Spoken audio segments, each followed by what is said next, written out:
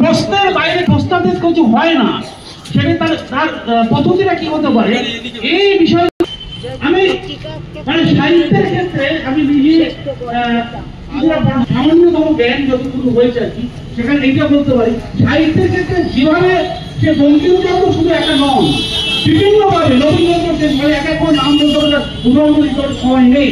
আপনারা আরো ভালো জানেন যারা এখানে বিরক্ত মানুষরা বসে আছেন তারা এটা করতে পারেন। তো সেই বিষয়গুলো বিভিন্ন ভাবে এসেছে আমাদের সমাজ জীবনে, আমাদের সমাজের গিরে বসে আছে। আজকে এই গোটা বিষয়টা নিয়ে এক মুহূর্তে এক কথা কোনো উত্তর দেওয়ার জায়গা নেই যে পথটা কি হতে পারে। পথটা কিন্তু বিশাল এবং এইটাকে ধৈর্য ধরে করতে হবে। আমার প্রস্তাব হচ্ছে, আমরা অনেকেই আলোচনা করেছেন আজকে, কিন্তু একটা বিষয় বাদ গেছে, আমরা পাঠককে দিয়ে কোনো কথা বলেনি, কেউ না। পাঠক আপনাদের সমস্যার কথা বলেছেন, কিন্তু বিষয়টাকে অ্যাড্রেস করা দরকার।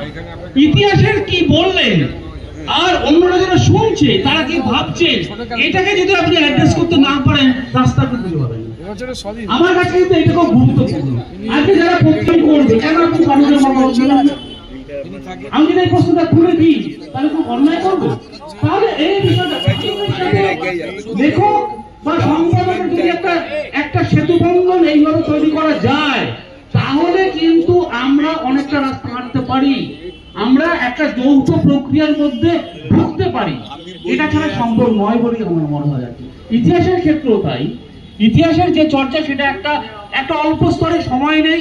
উপলব্ধ অত্যন্ত চমৎকার ভাবে বলেছেন, সাধনবাবু বলেছেন, করছি যে বিষয়টা কিন্তু অত্যন্ত জটিল বিষয়।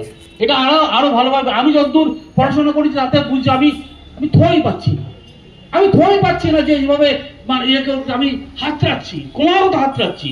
সেই হাতড়াতে আপনারা পথ প্রদর্শক হতে পারেন, চেষ্টা করলেই পারেন। আমরা একটু পুরো আসি কিভাবে আলোচনা হবে, আমরা একটু তৈরি করে আসি।